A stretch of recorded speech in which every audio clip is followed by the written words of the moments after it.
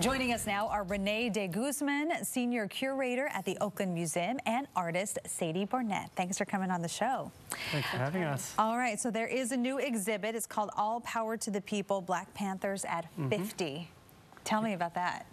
Great. Well, first of all, thanks for having us. Yeah, All Power to the People, Black Panthers at 50 looks at the 50th anniversary of the founding of the Black Panther Party in Oakland. It looks at them as an incredibly innovative social justice organization that connects to today.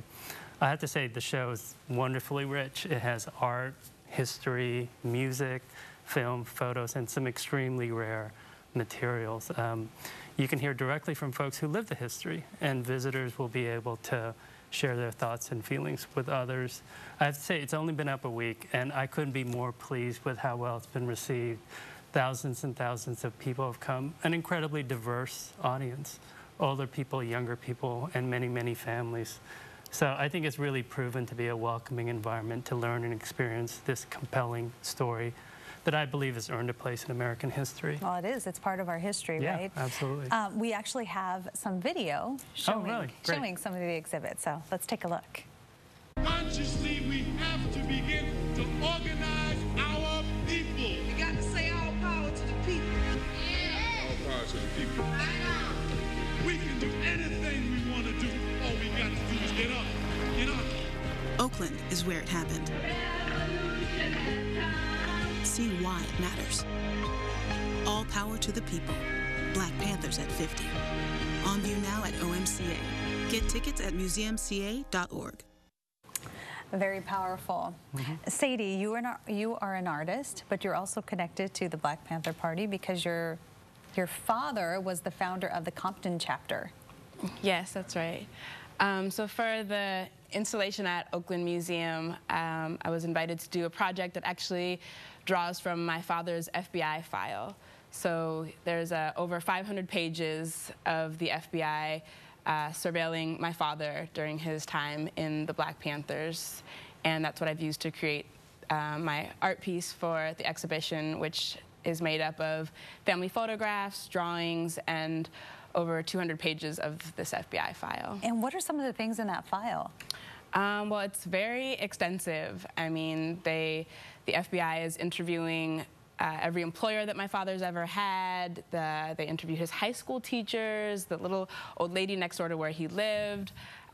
His entire, military record is in there. A lot of our family history is in there. It almost is a sort of unsettling family tree in a way because there's, births and dates of all of his siblings and things that, some things that we haven't even remembered. And now reading it through the lens of this very invasive surveillance has been sort of mixed emotions. Were you surprised by anything in your father's past? I mean, I was mostly surprised by the level of scrutiny. My father was the founder of the Compton chapter of the Black Panthers, but he wasn't,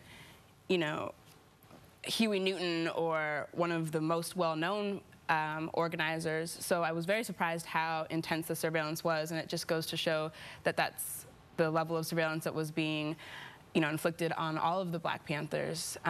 He was fired from his job at the post office because of his activism in the Panthers, and it was, the government was very afraid of the change that the Black Panthers were talking about making, and so dismantled the party. And maybe this question is for both of you. What's the most important message that resonates 50 years later?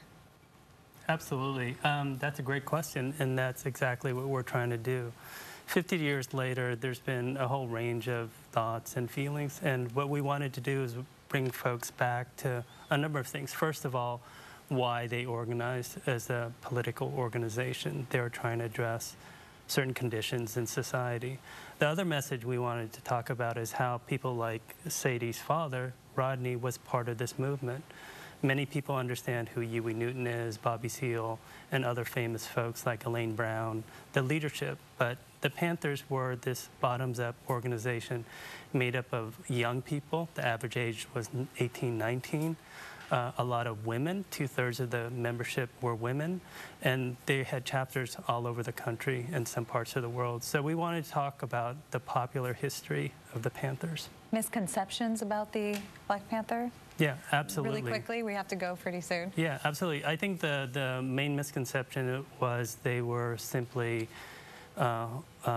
militants, when in fact the main message is that was one tactic to end police brutality, but also they created a range of influential community programs, the free breakfast program being probably the most famous, that's now part of our school system. Well, definitely the exhibit can teach us a lot more. Thank you so much for coming on the show and telling us about it. And for more information on the exhibit, All Power to the People, Black Panthers at 50, just log on to museumca.org. Again, that's museumca.org. And that's it for our show this week, but we will be back with more Bay Area Focus next week. Have a great day.